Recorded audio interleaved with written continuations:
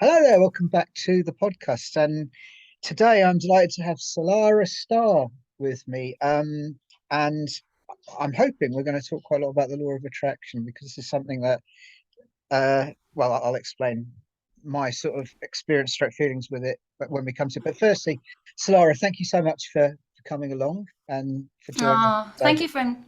thank you for inviting me. I feel really honoured. Thank you. Oh, it's a big pleasure. Thank you. Um, yeah, okay. So I always start in the same way with these things, which is to ask people about their upbringing, particularly, I guess, with the sort of focus on how your upbringing might have kind of, pointed you in the direction of where you are right now. So yeah, if you want to fire away on how you grew up, I guess. Oh gosh, that's such a big question. Yeah. So I'm believing in the whole kind of reincarnation thing. I like to start with saying my soul chose to be born in Zimbabwe. Actually, it was Rhodesia back then in 1975. Huge amount of political unrest. So, I look back and I think, gosh, I must have been incubating in my mum. She was riddled with all sorts of fear, and we lived there for about a year. So I was very young when we then moved to Johannesburg. And yeah, life was really, life felt normal. It wasn't really until we moved to England I realized that it wasn't actually normal to live behind bars, and it wasn't normal to wind your window down by an inch in case somebody hijacked you at the traffic lights. So it was quite interesting. We moved to the UK in 1987, and it was quite an eye opener. But a lot of my younger years were quite traumatic, actually, and I didn't know that they were until you start growing up and seeing how other families operate, and you Mm. realize that there's something like hugely dysfunctional with my own. My dad, although he was an extremely spiritual man, he had a lot of mental health issues, understandably, because his upbringing was horrendous. But he never really went down the self-help route to, help himself through and overcome some of his hurts and pains. And unfortunately, it manifested in a kind of paranoid schizophrenic way of being, and he had severe alcohol issues as well. So a lot of my upbringing was very, very tense. There was a lot of emotional abuse, a lot of mental abuse, huge. He's brilliant at playing the best mind games ever, manipulation, physical abuse towards my mum. And it kind of felt like battle of survival of the fittest in a lot of ways. And life was very dark and very heavy, although I didn't know it was dark and heavy at that point. I just assumed that that's kind of like what life was. When we moved to England in 1987, age 12, that's when I kind of realized that things were a little bit wonky compared to what I was witnessing elsewhere. And we moved in the worst storms, actually, in 100 years. I don't know if you remember those Yeah. Oh, storms. I do. Yeah. Yeah. Trees everywhere. Yeah. Literally, cars flying around, trees. So that in itself, just kind of almost set the precedent for what was going to come, because life went from dark to much darker, and Dad's mental health declined even more. At this point now, he'd lost his job, so he was just smoking and drinking all day long. My mum had two jobs to bring food in for the family. She was barely around because she was trying to, keep us alive more than anything. And plus, she just wanted to escape my dad. But when she did come home, she'd get his wrath in one way or another. So I spent a lot of my teenage years trying to stop my dad from beating up my mum being scared of my dad. And it was an incredible responsibility at such a young age, not really knowing what I would find when I came home. My dad had an intense disliking towards my sister, so my mum had to protect her. And it kind of like created a bit of a divide, because even though my dad had a lot of issues, he loved me dearly, and I was quite favoured. I mean, you wouldn't have thought so with the way he treated me, but compared to the way that they were treated, I had a little bit of an easier ride, even though it was difficult. So my teenage years were very much in the middle. I spent a lot of my time trying to escape, actually, as I grew older. Some people would say I got in with the wrong crowd. Other people would say I was the wrong crowd. I guess it depends. Depends which way you look at it. Yeah. I Sure. got into all sorts of things. I was just absolutely a shell of myself. I'm sure I left a lot of my soul back in Africa and all the fearful events that had happened. I suffered from extreme anxiety disorder, and I was getting bullied at school. And, I ran across the school field one day and I swore I'd never go back after I just got punched straight in the eye for what I perceived to be nothing. I still don't know what I did. So home was bad, school was bad. The only time I got any relief was when I was with my so-called friends. I say so-called because we kind of all went to, very dysfunctional places. So if I was to say, I was a party girl, you can kind of like guess what would come under the umbrella of that. And a lot of it was escapism. I just didn't like life. I didn't want to be alive. And the best way was just to find every means possible to escape my reality. So I got into the party scene and all the kind of sweets that come along with that. And it was fun for a little while because I felt certain things that I never knew existed, like sense of connections and friendships. But actually, it was a thirst I couldn't quench. And I became quite addicted to that lifestyle and everything that came with it. Started attracting relationships that mirrored everything that was going on at home. So I had abusive relationships, again, sexually, physically, emotionally. And it just drove me deeper and deeper into a really, really dark hole. So at one point, I found myself walking the streets, just looking up to the heavens, just thinking, I don't even know why in the hell I'm here. I'd just been involved in a serious car accident. I had a fracture on my skull because the girl who was driving, she had taken some ecstasy tablets. It was that moment I thought something has to change. I can't live like this anymore. I was an absolute shadow of myself. And from that moment onwards, I thought, right, I'm going to do everything I can to climb out of this deep, dark hole. I got myself a job. I started to straighten myself up a little bit. But the normal life just wasn't very exciting compared to where I had been. So I found myself getting swallowed back into, a world that all looked like, sparkles on the outside, but a very, very dark undertone.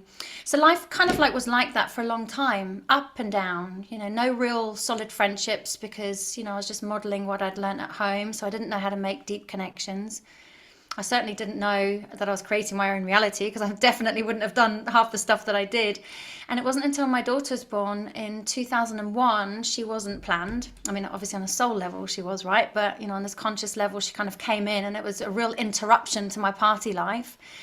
And, but seeing her grow up with severe anxiety and some dysfunction gave me the fire in my belly to sort myself out because I realized that actually she was picking up a lot of my own dysfunction and my own energy. And I remember phoning a lady one day saying, I could really do with some help with my daughter because she's suffering from extreme anxiety. And I listed the whole list of things that she was struggling with. And she said, with all due respect, we don't start with the children, we start with the mother because that's usually where it stems from. And I was absolutely gutted because at that point I had no idea that I was playing a part in any of it. I was very, very blind, had no really a real awareness of any of this kind of stuff. But when I started doing a bit of work with her, it made me realize actually, yes, I was deeply impacting her. And that sent me on a very deep healing journey for many, many years. And along that pathway, around about 2006, I'd been bankrupt twice, absolute horrendous money manager. I didn't know how to manage money at all. Relationships were all completely volatile and fractured. And I just sat in my living room, just single mum, barely any food in the cupboard at all. And I just crying my eyes out saying something's got to give. I just cannot do this anymore. And I was just flicking through a magazine, a double-page spread on one of the spiritual magazines. And that's where I saw an article on The Secret. And it was like this book was alive. It kind of sucked me in, telling me that I create my own reality and thoughts become things. And in that moment, I was like, oh my God, this is amazing. There's a way out. I felt so excited that I didn't have to live life in that rinse, recycle and repeat Groundhog Day experience of pain anymore, that there was a way that I could change that. But also really angry. It's like, well, hang on a minute, you tell me now? After all this stuff that I've done, you tell me now? It's that kind of thing. But that was the defining moment. There's loads that happened since then, but that was the defining moment when I discovered that we are powerful creative beings and we have the ability to create our reality through our thoughts and through our feelings. And that sent me on the road to the work that I teach now. But since then, a lot has happened, but that's kind of like it in a nutshell. That's a pretty powerful nutshell you've got going on there. Yeah. Wow. Okay. So it was The Secret book that was your kind of moment of revelation then, so to speak. Yeah, definitely. I had a couple of little things happen. Well, I say little things. I knew that there was something more to life than what we can see, feel, and touch. Because, even though my dad had a lot of dysfunction and unresolved pain himself, he would quite often teach me about the spirit world and we're not alone. And when when our physical body dies, if you like, our spirit goes to different places. So I had an understanding that there was more to life, but it scared the bejeebers out of me. And I Mm. had a couple of experiences growing up as well where I remember being in a car one day and with a guy, and he was finishing with me. I was absolutely gutted because it just felt like everybody was just leaving my life. And I cried and I was just closed my eyes and I sent a heartfelt plea to the universe. I said, make something happen to this car, something that won't hurt us, but just buy me time. And in that moment, the heavens opened up with the worst torrential rain I've ever seen. I don't think I've ever seen it in UK since then. And he put the windscreen wipers on and they just snapped clean off, both of them, which for 2 hours were on the corner of the road, then able to talk things through. And things like that had happened throughout my life. So I knew that there was something going on, but I couldn't quite put my finger on it. And then in 2001, I decided, right, okay, if this all of this is true and there is life after death, what about if I go and see that new medium that's come into town and just suss it out for myself so that I'm, not just taking my dad's word for it. So I phoned up this cafe in Southampton and they said they had a 3-month waiting list. I was gutted because it took me all that time to get to the point and then I had to wait 3 months, but I thought, well, I'll book it anyway. And then I booked the session the night before I was due to go in for my reading. My daughter looked up to the corner of her room when I was putting her to bed and she said, hello. And in that moment, my heart sunk. It wasn't an exciting feeling for me. It was just like, oh my God, everything my dad's told me is true. It's like I've been being watched my whole life. I found it all a bit weird, if I'm honest. I didn't see it in the nice way. I think, this is being watched the whole time. There's bits you don't want watched, really. Well, exactly. It's like, I hope there's some healthy boundaries going on here. I'll have to list my boundaries out with you lot. Yeah. So, yeah, anyway, I went into his office, and the first thing he said to me is, your daughter sees spirits. And I was like, oh, God. And I nearly fainted there and then because what happened the night before with her looking up to the corner of the room, that was enough for me. But then him saying this, and the whole reading was pretty intense. Yeah, he was very, very accurate. And he said that I'm a teacher. And I wanted to spit out my tea at that point because I thought you're having a laugh. I came out of school with nothing myself. And he said, no, a teacher on a higher spiritual plane. And I didn't really understand what he meant. Of course, I do now, years later. But he said, you're gifted. You can see, you can feel, you can. And I'm thinking, no, I can't. I haven't seen anything. I mean, yeah, I've had these episodes where I can make things happen. But from that day onwards, when he said you can see, feel, hear, and touch, I started hearing the other world. Like I'd be lying in bed having a meditate, hello, and I'd sit bolt upright in bed, and there was nobody there, and I'd be like, I've definitely just heard that. And then the door would open on its own, and I thought, okay, maybe that's my husband home. And then it would close again, and there was no one there. And all these things started happening, and I started hearing things, seeing things, feeling things, and it became pretty scary, if I'm honest. But it did open up my world to a completely different reality, as it would. And I started just developing my own psychic abilities at that point. Ended up being in a spiritual circle, and that wasn't meant to be my route. I think it was just a way of learning about the spiritual world, so that now that I help and coach and mentor people, I can help over a whole host of different topics. But that was kind of like one of the most defining moments. So The Secret of it was obviously one of them, but back in 2001, that's when there was a huge spiritual awakening. You've touched on quite a lot of trauma as you were growing up, which makes me think about two things, really. Firstly, it makes me wonder if trauma is almost a sort of an opening of a door, or at least, if trauma can be a kind of contributor towards you kind of moving in this kind of direction. So that's the first thing it made me think of. And the second thing it made me think of, um, I don't really know who watches these podcasts, but I suspect there'll be a few people who are kind of cynical about aspects of the spiritual world. So um, actually, yeah, that's probably the more pertinent one, I suppose, to get out of the way before we can get onto the interesting stuff. How do you sort of react to people's cynicism about all this? I think it's good. I think absolutely don't believe everything you're told. I mean, I would probably be cynical as well had I have not experienced what I experienced. I mean, I know for myself without a shadow of a doubt, because of my experiences, that there absolutely is more to life than what we can see, feel, and touch. And I know that firsthand. But I think, we need to be able to have our own evidence of that. And it may not be part of our pathway that we need that evidence of that. But for me, somehow, somewhere it was. So I think it's healthy to have healthy skepticism, cynicism. I think that that's really good.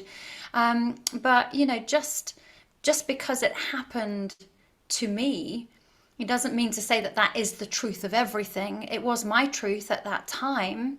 But I think it's just about being open minded more than anything, and just being willing to learn, even if something doesn't feel like it's true.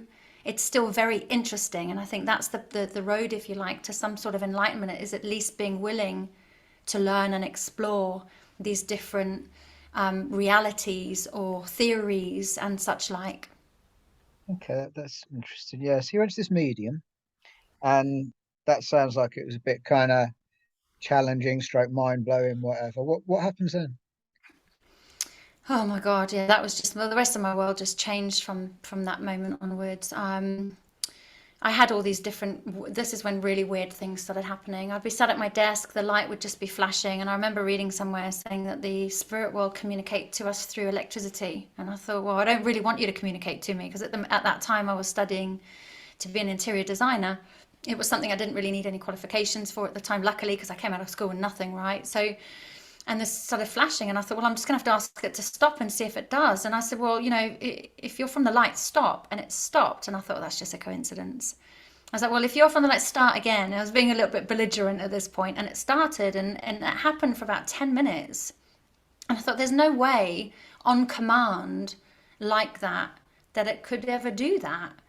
And then I was sitting at work at one point, and a light bulb just exploded above my head, and all the glass just literally poured down over me. And then as I was walking into rooms and turning on lights would explode, and I couldn't really understand what was happening. The dishwasher came on its own, and by this point I was having quite a laugh with it, thinking, well, he could have bloody loaded it. Lazy beggars. So things like that happened, quite regularly, and in the end, ended up going to spiritualist church and saying, I don't really know what to do with this, because I could quite easily see why people would think that there was something wrong with them and end up in Mm, some kind of institution. But I knew in my heart that there wasn't. I just had this inner knowing that something was happening, whether it was a Kundalini awakening, I don't know. So when I went to a local spiritualist church, she just said, you're having an awakening. This is classical symptoms of somebody who's waking up. And you can now have the opportunity to learn to use these gifts or close them down. And I thought, well, I don't really want to close them down, but I don't really want to use them either. So I just sat in a development circle for about 6 months and learned how to kind of, if you like, connect with other realms, etc. And ended up doing readings myself for people in exactly the same cafe that I ended up having my first reading. And what occurred to me is I decided to stop, because people that were coming were very vulnerable, and there was a lot that had gone on in their life. And if I had have said something or misinterpreted something, it could have changed the course of their reality. Because when you're kind of searching and seeking, there's a powerlessness about that when you put your future in the hands of what somebody else says. And I became increasingly uncomfortable with that, so I decided not to do that anymore. And the defining moment of that was when a young girl came in, and it's very beautiful. She's only about 16, and this voice said to me, that sounds a bit crazy, doesn't it, if I say it like that, but it said she's pregnant. And I was like, oh, absolutely didn't look pregnant at all. So I thought, well, I'll just tell her what I'm getting. And I said, you're here because you're pregnant and you don't know what to do with it. She just burst into uncontrollable tears, and she said, that's exactly right. And it was that moment I thought, I can't be responsible for this. I coached her through it and made her come to her own decision. But, I'm pleased I had that awareness of not taking away someone's power and influencing their future. So I decided never to do that again. So I still use those kind of gifts in my coaching and mentoring, just to intuitively help people along their journey.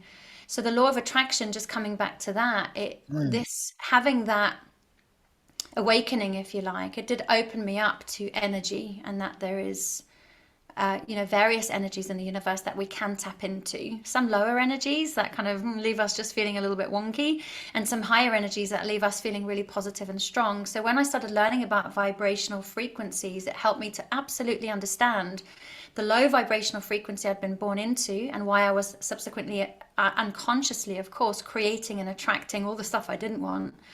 So when I then understood that actually we have the ability to tap into higher vibrational frequencies and attract the stuff we do want, it sent me on a quest to understand that a bit more. And the Battle of the Two Wolves, the Native American prophecy, the Native American Indian is sat with his grandson.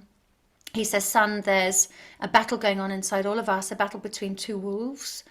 One wolf is full of fear and anxiety and greed and guilt and hate and lives in its head. The other wolf is full of peace and trust and love and community and connection and lives in its heart. And the little boy sits there and thinks about it for a while and says, "Grandfather, if this is battle, which wolf wins?" And he turns around and says, "Whichever one you feed."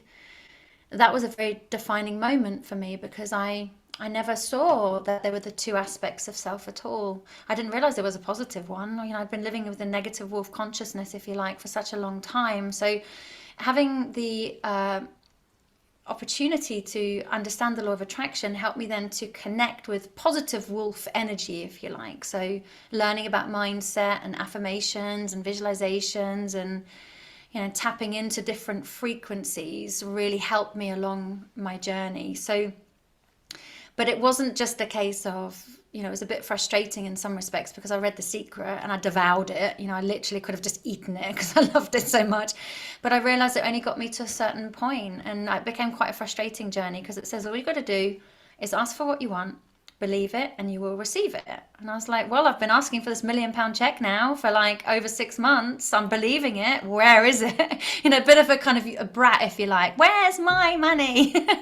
And then I realized actually there's probably a lot more to it than that. And that's what then took me on my deeper dive with the law of attraction. Some people at least, I'm sure, will be watching this and not knowing what the law of attraction is. So this is probably the question you really don't want me to ask you. Nevertheless, could you give a quick summary of what the law of attraction is? Yeah, so the law of attraction is one of many spiritual laws. So it's not the only one. If the law of attraction used in conjunction with some of the others, it makes it a lot more powerful. But the law of attraction is basically works on the principle that like energy attracts like energy, and thoughts become things. So what we think about will come about.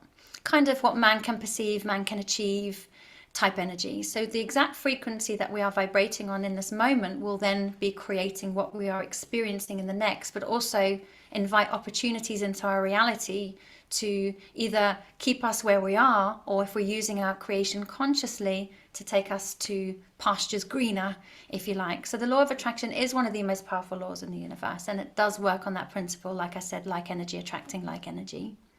What are the other laws that you were referencing? Well, this is a very interesting question. I'm really pleased you asked that. Some books say there's 12, some 33, some say there's over 100. And I'm like, well, I don't know. I think there's just, I work with a few in my I'll coaching go with practice. three personally, natural laziness. Yeah. Yeah, well, I think that's what I do. I've just kind of like narrowed it down to a few that I work with.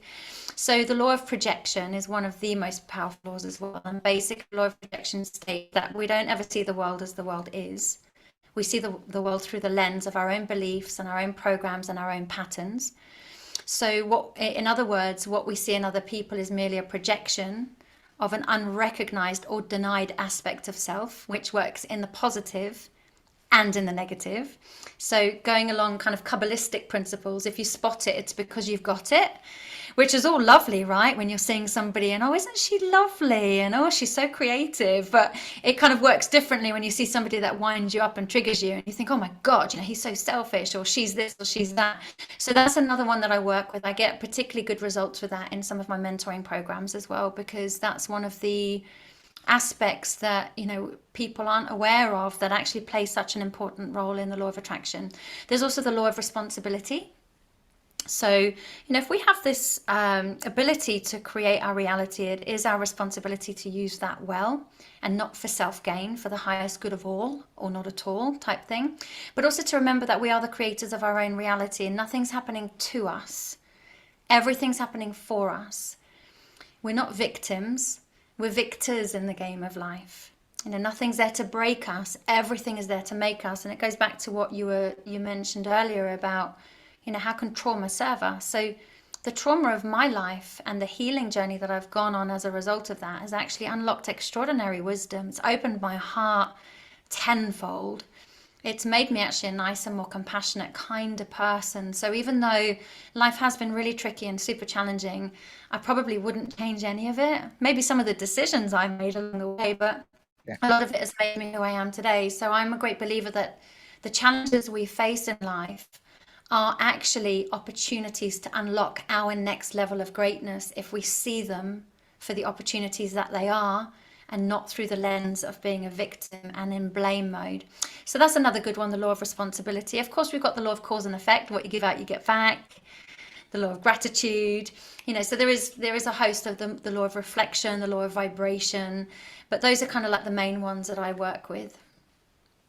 And where did you come in touch with all these laws? I suppose the reason I'm asking you that is if anybody's interested in, following that up, where would they start? Yeah. Well, my very first starting point was actually Diana Cooper, her book, A Little Light on Spiritual Laws. Love that book. Very easy to understand. Loads of spiritual laws in there. I found it a bit repetitive in some places, but I actually saw that as a positive thing because, we kind of need repetition in order to learn. It's a bit like at school when you do your ABCs. So Mm, mm. I found that very, very useful. There are other books out there. I can't think to mind which one they are. If they come to me, I'll let you know. But that was definitely my starting point. Brilliant book. Okay. You talk about tapping into higher vibrations and so on and so forth. It also occurs to me that people might want to know how on earth you do that, really. Yeah. Because it's quite a quick phrase, but I suspect it's a bit of a longer process. Yeah, it really is. And one size doesn't fit all. The best way to describe it, and this was kind of like an illustration I got from Esther and Jerry Hicks's book, is if you imagine life as almost like a ladder. And the lower rungs of the ladder are the kind of like the lower vibrational frequencies, like hopelessness, despair, fear, guilt, hate, etc. All those kind of lower ones. And then the higher rungs of the ladder, you've got like optimism and peace and positivity and joy and etc. etc.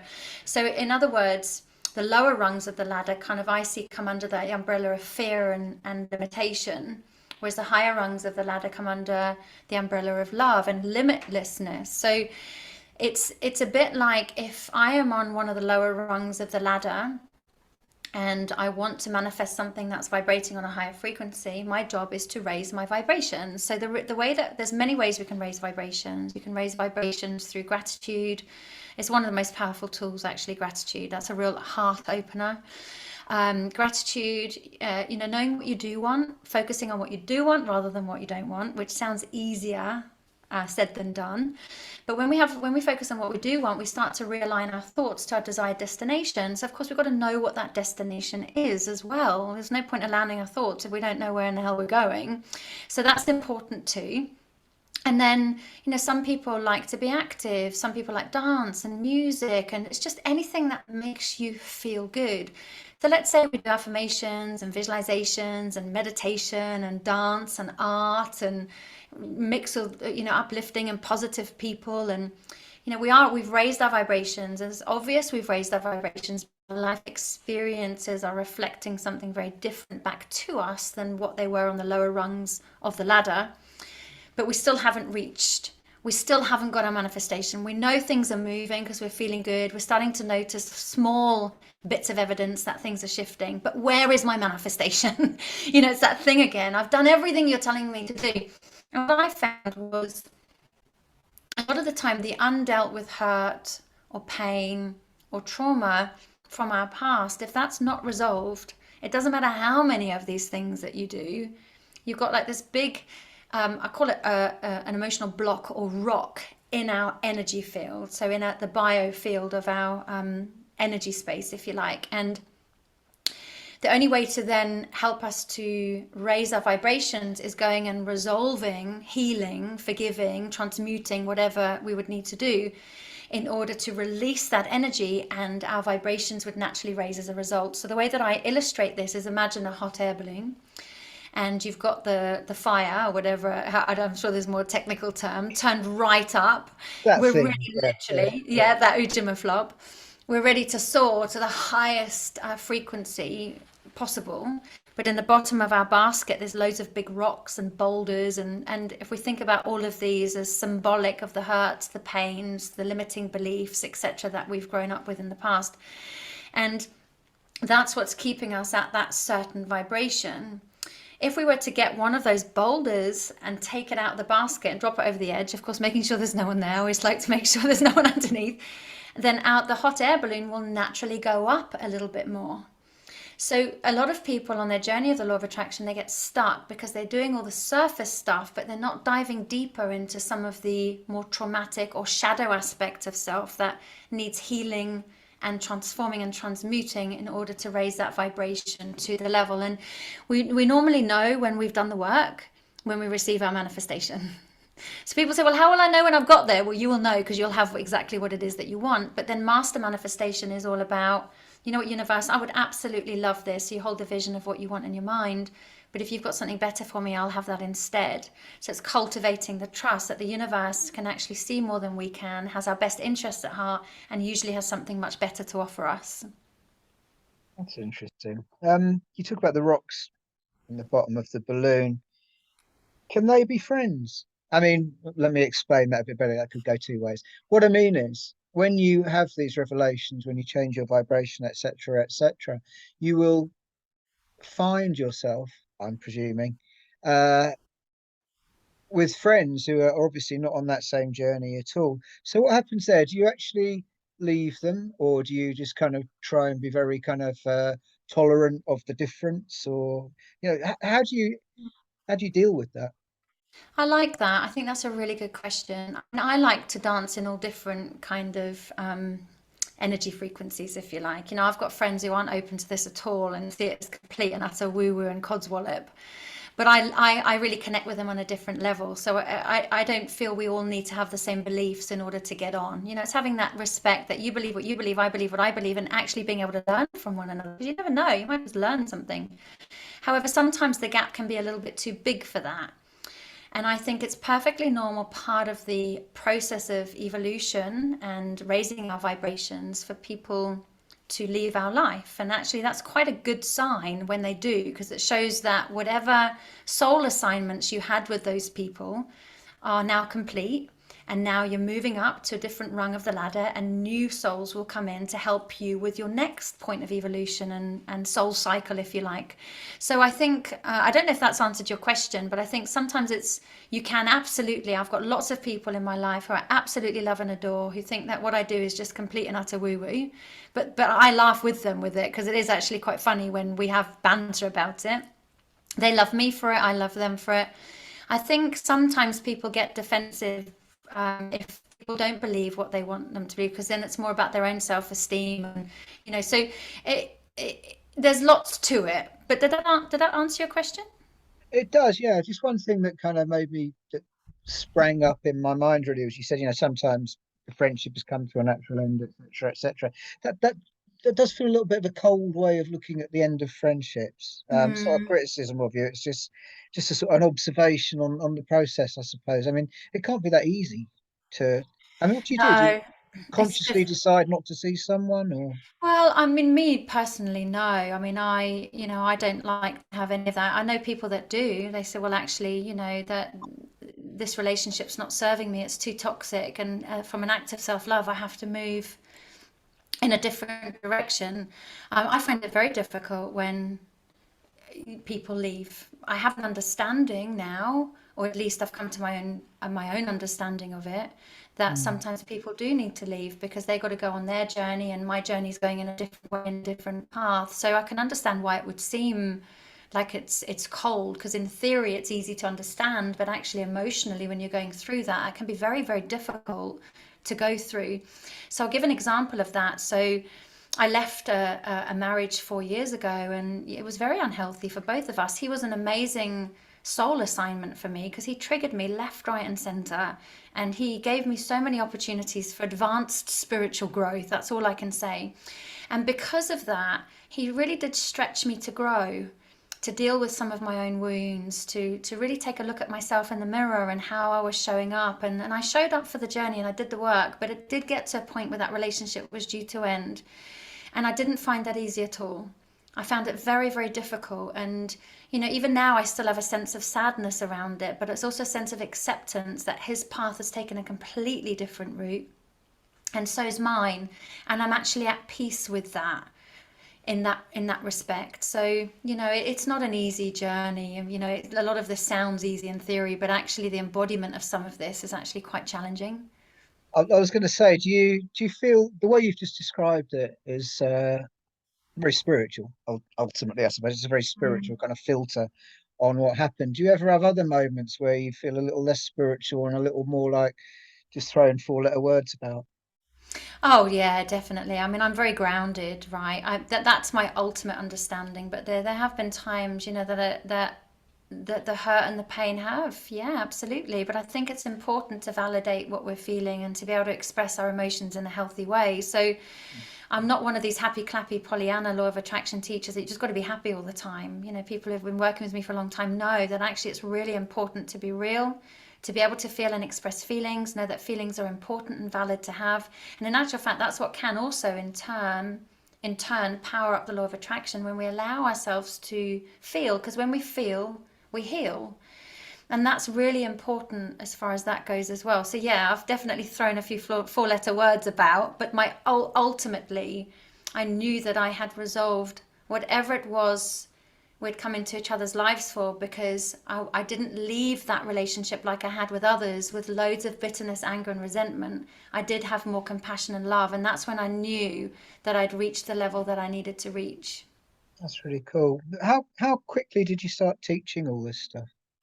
Well, really quickly, actually. So, Law of Attraction, I read The Secret. I already had an established meditation group at this point, and I just basically started teaching it within my class. I read the book one week and started teaching it the next week, and people were loving it, and their results were amazing. I'm thinking, this is amazing. So as I read, I taught, as I read, I taught, and as I was going through my own experiences, I shared, and I just found more and more people starting to come. And then I started to devise my own courses so that I could, really teach my own material. And yeah, it's just happened ever since. It's been very natural and organic. It's not something I've ever had to really try and force or push. It's just been a very natural part of my pathway to share this wisdom. What do you do on a sort of business level exactly? You had a meditation group. That's presumably Mm. just that is that with you as a sort of teacher, leader, or whatever. Yeah, yes. So yeah, I was leading the group in meditation. Right. Yeah, and then I went and did Reiki, all three levels, and then I became a Reiki master, so I was teaching Reiki to other people, and then Native American massage and shamanic healing, and so it was all very healing-y in the beginning, which I enjoyed, and I got some great results from, but it didn't really light me up as much as when, I was in person with people, teaching and answering questions and sharing different philosophies. That's something that really lit me up. So my business has evolved in that, I work with people all over the world now, coaching and mentoring with a vast array of different kind of challenges. It's not, some coaches have their niche. I seem to just, because I think, I guess probably I've had to overcome quite a few challenges. I'm able to help a fair few people. And my work is very spiritual. It's going to be because I am, but also very, very practical. So if there's stuff that people need to change on a day-to-day basis, the practical tools are also there. So I like to dance a little bit between a little bit of, being really grounded, but bringing in some of the higher understandings of the spiritual journey. Because I think for some people, it helps to make sense why we're going through what we go through. So I work online, I run groups, do podcasts, do my own podcast, that kind of thing, and just share wherever I can. And it's just lovely to have opportunities. So when I'm invited to share, I love to say yes, because I see it as an opportunity that the universe has brought.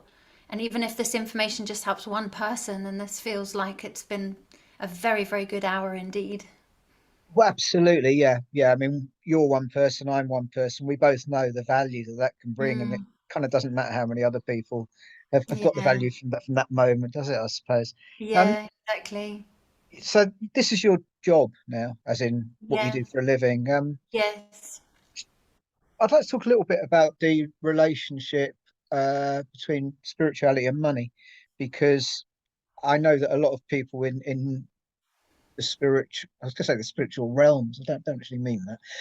A lot of people kind of in these kind of fields have quite a difficult relationship with how much they charge and all that sort of stuff, and Mm, find that there is a an incongruence between mm. spirituality and money. How did you feel about that, or do you feel about that, and how do you deal with it? Yeah, it's an interesting one because there was always a lot of poverty growing up for me. So, it wasn't ever really anything I had. So I had a huge amount of money programs like, money's the root to all evil.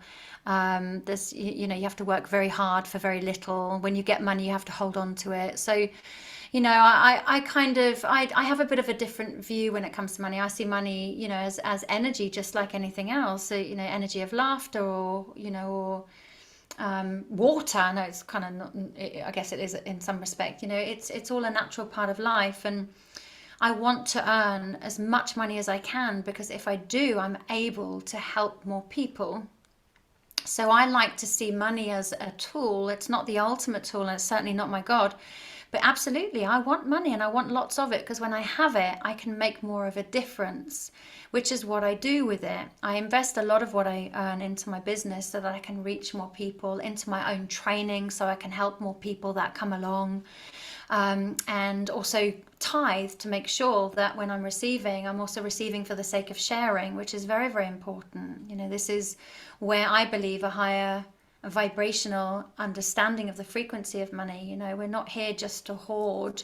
It's not just about the I and what can I have. It's like, by me receiving this, how can I use this to impact and make a bigger difference to other people? So I think it's unfortunate that there are some kind of blocks around money, especially within the spiritual community. And some people frown upon people who charge a certain amount.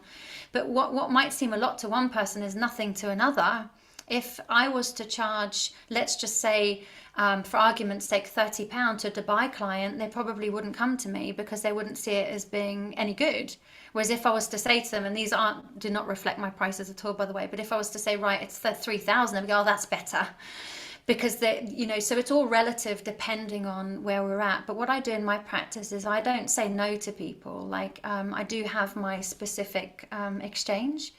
But I had a lady come to me the other day, and she said, I've got no money and I really, really need help. This is what I can offer. Will you help me? And the universe is bringing me an opportunity. There has to be exchange, of course, because otherwise the person doesn't get what they need to get from it. I've tried giving things away for free, and these people never moved forward. It was so frustrating. I'm thinking, why? I'm helping you out here. I'm giving you as much time as I can to help you move. They were not moving forward. So I thought, what I'm going to do is just see what an energy exchange would be like. I'm going to just charge and see what happens. So when I started charging, they actually started to move forward, and people's lives were changing. Because money is one of the most important commodities to some people. And when they give it over, they're basically saying, I'm ready. I'm ready to do the work. I'm ready to show up. And that's half the work, as far as their part goes, is done. Because you need that commitment, you need that dedication from someone in order to get those results. So it's an interesting one. But like I say, I've had a huge amount of money blocks over time, and I'm still working on some. Wouldn't say I've completely nailed it. Yeah, I think money's obviously all over the news headlines at the moment with the cost of living crisis, as we're told, etc. If anyone's watching this in the future, I'm talking about October 2022 in the UK.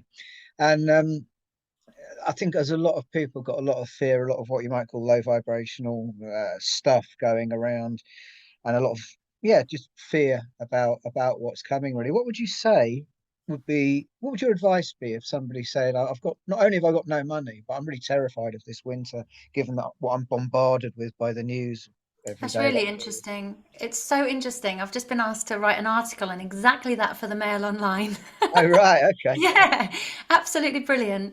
So I would say, where attention goes, energy does flow. There's many, many realities that coexist alongside. So it depends really what you buy into. Yes, there is a great economic crisis happening. We understand that. But there's also a lot of good, and there's still a lot of money flying and floating around. So what I do is I restrict any news or tuning into anything, because there's nothing I can do about it. But what I do is stay on top of my vibration. I do my gratitude. I'm so deeply grateful to money. I see money as a person and a relationship, a healthy relationship. And I give thanks to money for all the opportunities it's ever brought me. I give thanks to money for everything that I'm surrounded with. And I find everything I need always comes to me all the time. So, when I do my inner work, I find that my outward reality is very reflective of that. So I would say, really do your best not to connect with the mainstream narrative, because that may be one reality, but in many realities, there's still a lot of businesses and individuals that are booming and doing really, really well. And yes, the cost of living might go up, but that's not to say the universe won't bring new opportunities for more income to come our way. So my daughter was really panicking the other day because her outgoings had increased, and she's worrying about everything that, kind of had brought into some of the narrative, if you like. And I said, just remember who you are, babes. The universe will always bring you wonderful opportunities for abundance of every single kind. So just remember that you have the ability to create wonderful opportunities and be in that flow. And she did that, and she messaged me the other day and she said, "Oh, you'll never believe what happened." I was like, "What's that?" She said, "I've just got an opportunity to earn an extra £100 a month," which was exactly what she needed. I said, "Exactly." So even though things might be going a bit wonky on one stream, we still have this connection with the universe. We are still creative beings. Where attention goes, energy will flow. So I have cultivated a healthy relationship with money, where I give gratitude and thanks, not just for money, for everything in my life. I feel very, very blessed, because we always have a lot more to be grateful than to be sorry for, always. So that's one thing that I think is really, really important. But also, the universe will find ways to save us money. And I went, and there's, some products that I really wanted. And I was thinking, oh, I don't quite have enough for that. Although, how funny is that? But in a light-hearted way. And I got an email just as I was walking past the shop with a discount for the product that I wanted. I was like, you guys, looked up to the heavens. I was like, thank you. So I got the product that I wanted for a fiver in the end, and it was just like, so even though, this stuff is happening, the universe will bring us ways to save money, the universe will bring us ways to make money. So I would say absolutely do not buy into that, because there is still a huge amount of good of every kind flying around. So if someone's listening to all this and thinking that's really great, where do they start? They could come to you, I guess. Yeah, absolutely. I mean, there are loads of amazing teachers or teachings. I guess it depends. Like, people end up with me when they've tried reading all the books, the YouTube videos, and it's not getting the results they want. So then that's when I think it is important to work with somebody one to one, because you can do a deeper dive and get more specific on what the blocks are.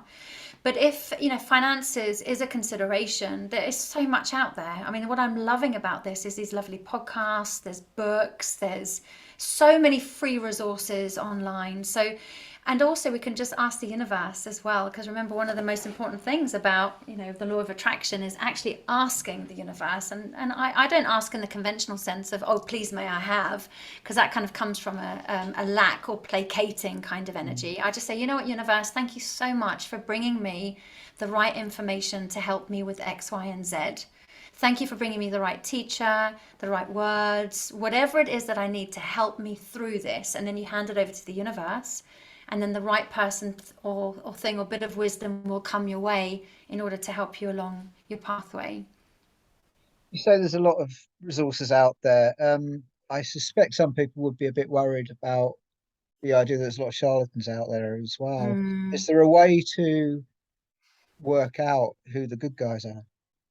I really like that question, because actually there is a bit of a dark side to manifesting. You do have to be careful with that. And when I say the dark side to manifesting is, some people don't, or some teachers, I guess, haven't got themselves to the point of their own evolution yet. So it's not that they're bad or wrong. They just haven't kind of, and I was there too at some point, I'm sure of it, where we understand that actually sometimes manifesting from a wound can create more harm than good. So say, for example, somebody wants to create or attract a loving relationship, but there's a lot of unresolved hurt and pain and fear around relationships, but they're doing their affirmations and their visualizations to attract that partner. Because there's unresolved energy behind that, the energy is coming more from the emotional wound, which is being injected into the manifestation process. And that's why people only then receive limited results, or the opposite of what they want, or they don't get what they want at all. So you've got to be a bit careful of that. And some people believe as well that, when you're vibrating on that lower frequency, there's also invisible forces, if you like, of the spirit world, if you want to look at it that way, that can actually then also become a bit meddlesome upon that kind of journey. So I would say, follow your intuition, but also, especially if it's going to be a coach, like I always offer a free discovery call, because I want to make sure that I'm as aligned to the person as they are to me. I can't help somebody if I don't feel a magnetism or a connection, or if there's something I can help them with. So I say, if there's a coach or a mentor, pick up the phone. If they're any good, they'll give you a free 30 minutes at least for you to ask as many questions as you like, and then just get an intuitive feeling whether that feels that that's going to be right. But you can have an opportunity to interview them as well as them interviewing you, because it's a two-way relationship. But you're right, there is a lot out there, and it's kind of hard to know like who the good guys and who aren't. Yeah. Well, you're a good guy, I would suggest. So, Aw, thank you. As are you. That's a really kind thing to say. Yeah, I've had to evolve a lot myself. In the early days, I didn't really understand a lot of what I do now. So I think some of this has also been rite of passage. So it's yeah, important, to understand that, there are coaches and mentors out there that are on their own journey and potentially haven't reached that same level yet. It's not that they're bad or that they're wrong. They just haven't gone to those depths yet in their own journey. Therefore, they can't teach it.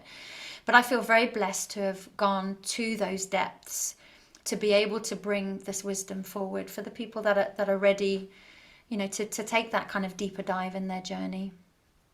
so how do people get in touch with you?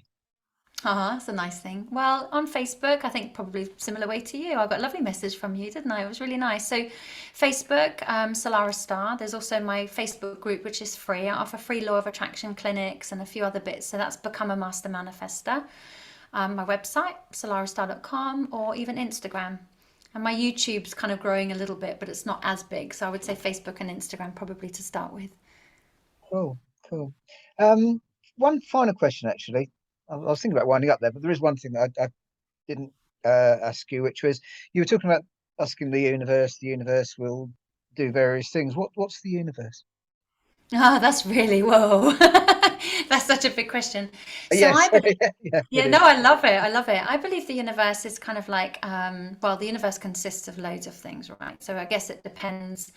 You could define like the positive aspects of the universe versus, but to me, the universe is an omnipresence. It's a divine energy. It's a connection towards the highest vibrational frequency, which is love.